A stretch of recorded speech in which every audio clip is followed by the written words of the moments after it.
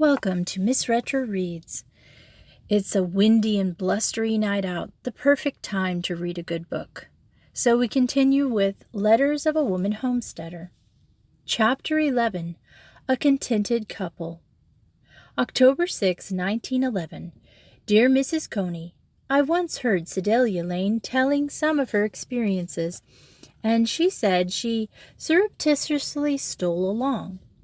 One day, when I thought the coast was clear, I was surreptitiously examining the contents of a tool chest with a view towards securing to myself such hammers, saws, and what else I might need in doing some carpentry work I had planned. The tool chest is kept in the granary. Both it and the granary are usually kept locked. Now, the good mon, my husband, has an idea that a woman needs no tools, and the use and misuse of his tools have led to numbers of inter-household wars. I was gloating over my opportunity, and also making the best of it, when a medley of burring Scotch voices brought me to a quick realization that discretion is the better part of valor. So I went into seclusion behind a tall oat bin. It seemed that two neighbors whom I had never seen were preparing to go to town, and had come to get some tools and to see if the Stewart would lend them each a team. Now Mr. Stewart must be very righteous, because he certainly regardeth his beasts, although he doesn't always love his neighbor as he himself. He was willing, however, for the friends Tam Campbell and Archie McKettrick to use his teams, but he himself would take a lighter rig and go along, so as to see that his horses were properly cared for, and to help out in case of need. They made their plans, set the day, and went their ways. As soon as I could, I made myself scarce about the granary and very busy about the house, and like Joshua Allen, I was in a very happy-fied state of mind. There is nothing Mr. Stewart likes better than to catch me unprepared for something. I had been wanting to go to town, and he had said I might go with him next time he went, if I was ready when he was. I knew I would not hear one word about the proposed trip, but that only added to the fun. I had plenty of time to make all preparations, so the day before they were to start found me with all in readiness. It was quite early in the spring, and the evenings were quite chilly. We had just finished supper when we heard a great rumbling, and I knew neighbors Campbell and McKettrick had arrived on their way to town, so I began to prepare supper for them.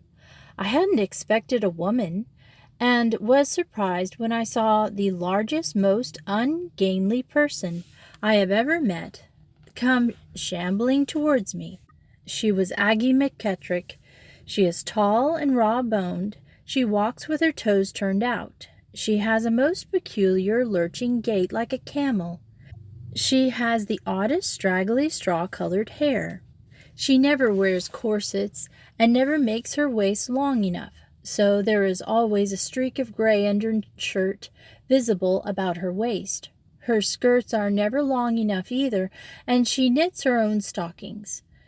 Those inclined can always get a good glimpse of blue and white striped hose. She said, "I guess you are the missus." And that was every word she said until I had supper on the table.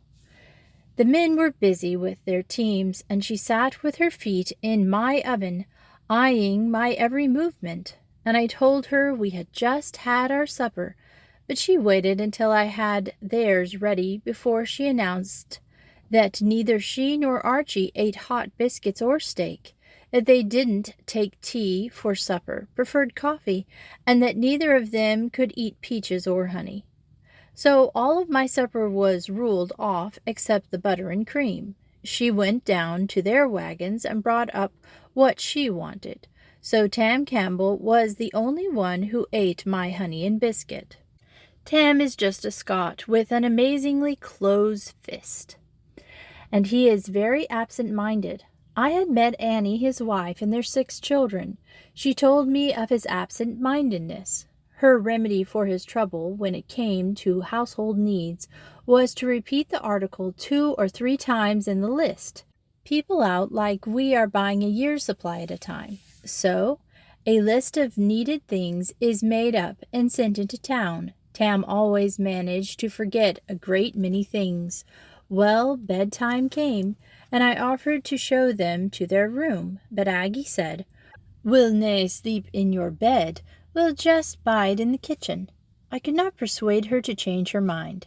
Tam slept at the barn in order to see after the beasties, should they need attention during the night. As I was preparing for bed, Aggie thrust her head into my room and announced that she would be up at 3 o'clock. I am not an early bird, so I thought I would let Aggie get her own breakfast, and I told her she would find everything in the pantry.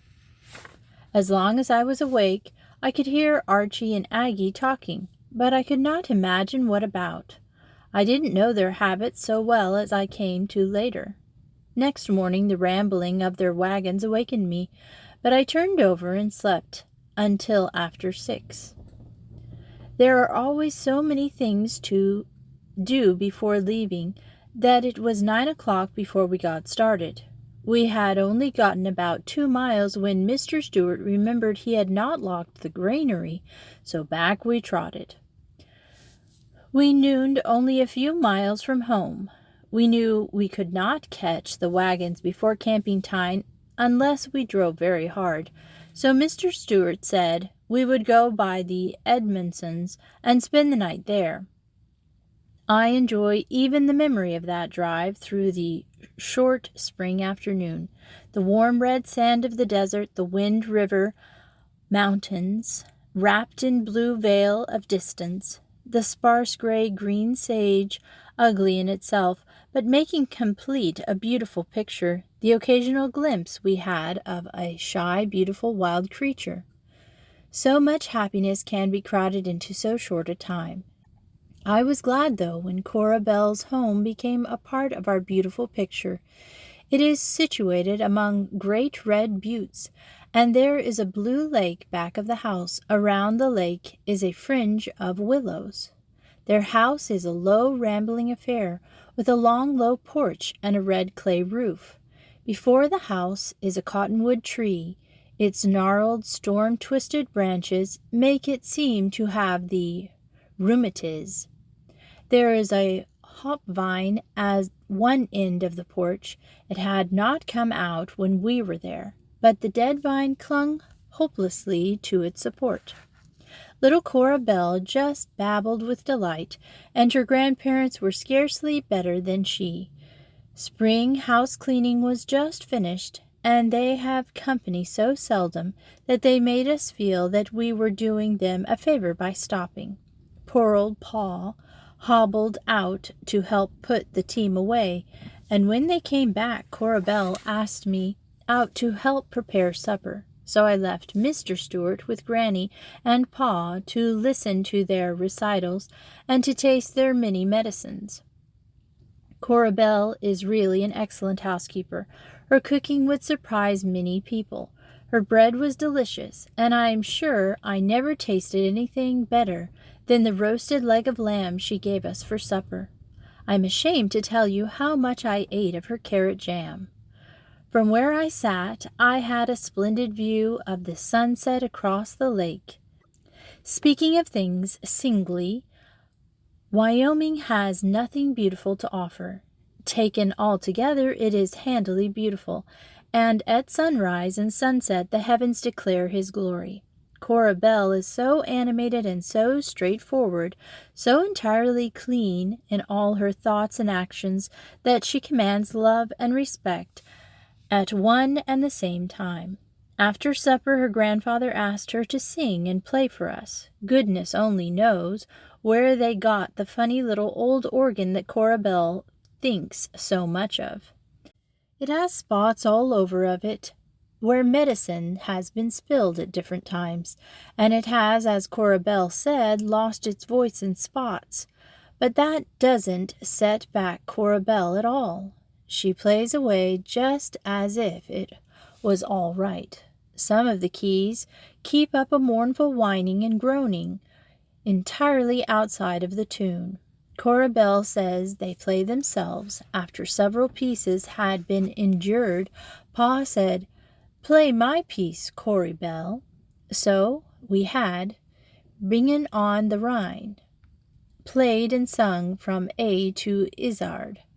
Dear old Pa, his pain-twisted old face just beamed with pride. I doubt if heaven will have for him anything sweeter than baby's voice. Granny's squeaky, trembling old voice trailed in after Cora Belle's, always a word or two behind. Tell my friends and companions when they meet and scourge around. That is the way they sing it, but no one would have cared for that if they had noticed with what happy eagerness the two sang together. The grandparents would like to have sat up all night singing and telling things that happened in bygone days, but poor tired little Cora Belle began to nod, so we retired. As we were preparing for bed, it suddenly occurred to Mr. Stewart that I had not been surprised when going to town was mentioned, so he said, "Woman, how did it happen that you were ready when I was to go to town?" "Oh," I said, "I knew you were going." "Who tell it ye?" "A little bird." "'Twas some fool woman, mayhaps." I didn't feel it necessary to enlighten him, and I think he is still wondering how I knew. Next morning we were off early, but we didn't come up with the wagons until almost camping time. The great, heavily loaded wagons were creaking along over the heavy sands. The McEttricks were behind Aggie's big frame, swaying and lurching with every jolt of the wagon. They never travel without their German socks. They were great thick things to wear on the outside of their shoes. As we came up behind them, we could see Aggie's big socks dangling and bobbing beside Archie's from where they were tied on the back part of the wagon. We could hear them talking and see them gesticulating. When we came nearer, we found they were quarreling, and they kept at it as long as I was awake that night. After the men had disposed of their loads, they and Mr. Stewart were going out of town to where a new coal mine was being opened. I intended to go on the train to Rock Springs to do some shopping. Aggie said she was going also. I suggested we get a room together, as we would have to wait several hours for the train, but she was suspicious of my motives. She is greatly afraid of being done, so she told me to get my own room and pay for it. We got into the town about 3 o'clock in the afternoon, and the train left at midnight. I had gone to my room, and Jerrine and myself were enjoying a good rest after our fatiguing drive, when my door was thrown open and a very angry Aggie strode in. They asked us 50 cents each for our rooms. Aggie paid hers under protest, and afterwards got to wondering how long she was entitled to its use. She had gone back to the clerk about it, and he had told her for that night only. She argued that she would have her room for a quarter, as she would only use it until midnight. When that failed, she asked for her money back, but the clerk was out of patience and refused her that. Aggie was angry all through. She vowed she was being robbed. After she had berated me soundly for submitting so tamely, she flounced back to her own room, declaring she would get even with the robbers. I had to hurry like everything that night to get myself and Jerrine ready for the train, so I could spare no time for Aggie. She was not at the depot, and Jerrine and I had to go on to Rock Springs without her. It is only a couple of hours from Green River to Rock Springs, so I had a good nap and a late breakfast. I did my shopping and was back at Green River at 2 that afternoon. The first person I saw was Aggie. She sat in the depot glowering at everybody. She had a basket of eggs and a pail of butter, which she had been trying to sell. She was waiting for the night train, the only one she could get to Rock Springs. I asked her, had she overslept? "No, I didna," she replied. Then she proceeded to tell me that, as she had paid for a whole night's use of the room, she had stayed to get its use. That it had made her plans miscarry didn't seem to count. After all our business was attended to, we started for home. The wagons were half a day ahead of us. When we came in sight, we could see Aggie fanning the air with her long arms, and we knew they were quarreling. I remarked that I could not understand how persons who hated each other so much could live together. Clyde told me I had much to learn, and said that really he knew of no other couple who were actually so devoted. He said to prove it, I should ask Aggie into the buggy with me, and he would get in with Archie, and afterwards we could compare notes. He drove up alongside of them, and Aggie seemed glad to make the exchange. As we had the buggy, we drove ahead of the wagons. It seems that Archie and Aggie are each jealous of the other. Archie is as ugly a monkey as it would be possible to imagine. She bemeaned him until at last I asked her why she didn't leave him, and added that I would not stand such crankiness for one moment. Then she poured out the vials of her wrath upon my head, only I don't think they were vials, but barrels. About sundown, we made it to where we intended to camp, and found that Mrs. O'Shaughnessy had established a sheep camp there, and was out with her herd herself, having only Manny, a Mexican boy she had brought up herself, for a herder. She welcomed us cordially, and began supper for our entire bunch. Soon the wagons came, and all was confusion for a few minutes, getting the horses put away for the night. Aggie went to her wagon as soon as it stopped, and made secure her butter and eggs against a possible raid by Mrs. O'Shaughnessy. Having asked too high a price for them, she had failed to sell them, and was taking them back. After supper we were sitting around the fire, Tam going over his accounts and lamenting that because of his absent-mindedness he had bought a whole 100 pounds of sugar, more than he had intended. Aggie and Archie, silent for once, pouted, I suspect. Clyde smiled across the campfire at me and said, "Gin ye had a sic a lass as I ha, ye might blither." "Gin ye had a sic a mon as mine," I began, but Mrs. O'Shaughnessy said, "Gin ye had a sic a mon as I ha." Then we all three laughed, for we had each heard the same thing, and we knew the McKettricks wouldn't fight each other. They suspected us of laughing at them, for Archie said to Aggie, "Aggie, lass, it is sport they are making of our love." "'T is daft they be, Archie, lad. Will nae mind their blither." She arose and shambled across to Archie, and sat beside him. We went to bed, and left them peaceable for once. I am really ashamed of the way I have treated you, but I know you will forgive me. I am not strong yet, and my eyes are still bothering me, but I hope to be all right soon now, and I promise you a better letter next time. Jereen is very proud of her necklace. I think they are so nice for children. I can remember how proud I was of mine when I was a child. Please give your brother our thanks, and tell him his little gift made my little girl very happy. I'm afraid this letter will seem rather jumbled. I still want the address of your friend in Salem or any other. I shall find time to write, and I am not going to let my baby prevent me from having many enjoyable outings. We call our boy Henry Clyde for his father. He is a dear little thing, but he is a lusty yeller for baby's rights. With much love, Jereen and her mamma. Chapter 12. Proving Up. October 14th, 1911. Dear Mrs. Coney, I think you must be expecting an answer to your letter by now, so I will try to answer as many of your questions as I remember. Your letter has been mislaid. We have been very much rushed all this week. We had the Thrasher crew 2 days.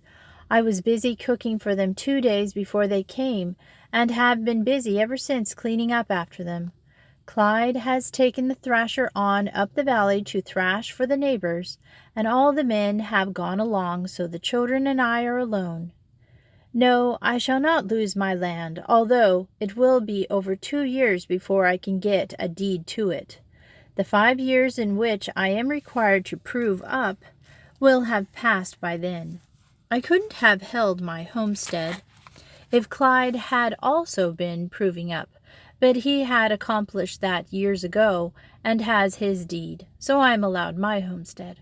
Also, I have not yet used my desert right, so I am still entitled to 160 acres more. I shall file on that much some day when I have sufficient money of my own earning. The law requires a cash payment of 25 cents per acre at the filing, and $1 more per acre when final proof is made. I should not have married if Clyde had not promised I should meet all my land difficulties unaided. I wanted the fun and the experience. For that reason, I want to earn every cent that goes into my own land and improvement myself. Sometimes I almost have a brainstorm, wondering how I am going to do it, but I know I shall succeed. Other women have succeeded as well. I know of several who are now where they can laugh at past trials. Do you know, I am a firm believer in laughter. I am real superstitious about it. I think if bad luck came along, he would take to his heels if someone laughed right out loudly. I think Jareen must be born for the law. She always thrashes out questions that arise to her own satisfaction, if to no one else's. She prayed for a long time for her brother. Also, she prayed for some puppies. The puppies came, but we didn't let her know they were here until they were able to walk. One morning she saw them following their mother, so she danced for joy. When her little brother came, she was plainly disappointed. "Mamma," she said, "did God really make the baby?" "Yes, dear." "Then he hasn't treated us fairly, and I should like to know why. The puppies could walk when he finished them. The calves can, too. The pigs can, and the colts, and even the chickens. What is the use of giving us half a finished baby? He has no hair, no teeth, and he can't walk or talk, nor do anything else but squall and sleep." After many days she got the question settled. She began right where she left off. "I know, Mamma, why God gave us such a half-finished baby, so he could learn our ways and no one else's, since he must live with us, and so we could learn to love him. Every time I stand beside his buggy, he laughs, and then I love him. But I don't love Stella nor Marvin because they laugh. So that's why. Perhaps that is the reason. Zebby's kinfolk have come and taken him back to Yale County. I shall not be surprised if he never returned. The Lanes and the Pattersons leave shortly for Idaho, where our Bobby has made some large investments. I hope to hear from you soon that you are enjoying every minute. With much love, your friend, Eleanor Stewart. Chapter 14. The New House. December 1st, 1911. Dear Mrs. Coney, I feel just like visiting tonight, so I'm going to play like we have come. It is so good to have you to chat with. Please be seated in this low rocker. It is a present to me from the Pattersons, and I am very proud of it. I am just back from the Pattersons' ranch, and they have a dear little boy who came the 20th of November, and they call him Robert Lane. I am sure this room must look familiar to you, for there is so much in it that was once yours. I have 2 rooms, each 15 by 15, but this one on the south is my really room, and in it are my treasures. My house faces east and is built up against a side hill, or should I say hillside. Anyway, they had to excavate quite a lot. I had them dump the dirt right before the house and terrace it smoothly. I have sown my terrace to California poppies, and around my porch, which is 6 feet wide and 30 long, I have planted wild cucumbers. Every log in my house is as straight as a pine can grow. Each room has a window and a door on the east side, and the south room has 2 windows on the south with space between for my heater, which is the one of those with a great front so I can see the fire burn. It is almost as good as a fireplace. The logs are unhewed outside, but I like the raw finish. But inside, the walls are perfectly square and smooth. The cracks in the walls are snugly fitted with daubing, and then the walls are covered with heavy gray building paper, which makes the room very warm, and I really like the appearance. I had 2 rolls of wallpaper with a bold rose pattern. By being very careful, I was able to cut out enough of the roses, which are divided in their choice of color as to whether they should be red, yellow, or pink, to make a border about 18 inches from the ceiling. They brighten up the wall, and the gray paper is fine to hang pictures upon. Those you have sent us make our room very attractive. The woodwork is stained a walnut brown oil finish, and the floor is stained and oiled just like it. In the corners by the stove and before the windows we take our comfort. From some broken bamboo fishing rods I made frames for 2 screens. These I painted black with some paint that was left from the buggy, and Gabbett fixed the screens so they will stay balanced, and put in casters for me. I had a piece of blue curtain calico, and with brass-headed tacks I put it on the frame of Jerrine's screen. Then I mixed some paste and let her decorate it to suit herself on the side that should be next to her corner. She used the cards you sent her. Some of the people have a suspiciously tottering appearance, perhaps not so very artistic, but they all mean something to a little girl whose small fingers worked patiently to attain satisfactory results. She has a set of shelves on which her treasures of china are arranged. On the floor is a rug made of 2 goatskins dyed black, a present from Gabbett, who heard her admiring Zebby's bearskin. She has a tiny red rocking chair, which she has outgrown, but her rather dilapidated family of dolls use it for an automobile. For a seat for herself, she has a small hassock that you gave me, and behind the blue screen is a world apart. My screen is made just like Jerrine's, except that the cover is cream material with sprays of wild roses over it. In my corner I have a cot made up like a couch. One of my pillows is covered with some checked gingham that Dawsey cross-stitched for me. I have a cabinet bookcase made from an old walnut bedstead that was a relic of the Mountain Meadow massacre. Gabbett made it for me. In it I have my few books, some odds and ends of china, all gifts, and a few fossil curios. For a floor covering, I have a braided rug of blue and white, made from old sheets and Jerrine's old dresses. In the center of my room is a square table made of pine and stained brown. Over it is a table cover that you gave me. Against the wall near my bed is my dresser. It is a box with shelves and is covered with the same material as my screen. Above it I have a mirror, but it makes ugly faces at me every time I look into it. Upon the wall near by is a match holder that you gave me. It is the heads of 2 fish folk. The man has lost his nose, but the old lady still thrusts out her tongue. The material on my screen and dresser I bought for curtains, then decided to use some white crossbar I had. But I wish I had not, for every time I look at them I think of poor little Mary Ann Parker. I am going to make you a cup of tea, and wonder if you will see anything familiar about the teapot. You should, I think, for it is another of your many gifts to me. Now I feel that you have a fairly good idea of what my house looks like, on the inside anyway. The magazines and Jerrine's cards and Mother Goose book came long ago, and Jerrine and I were both made happy.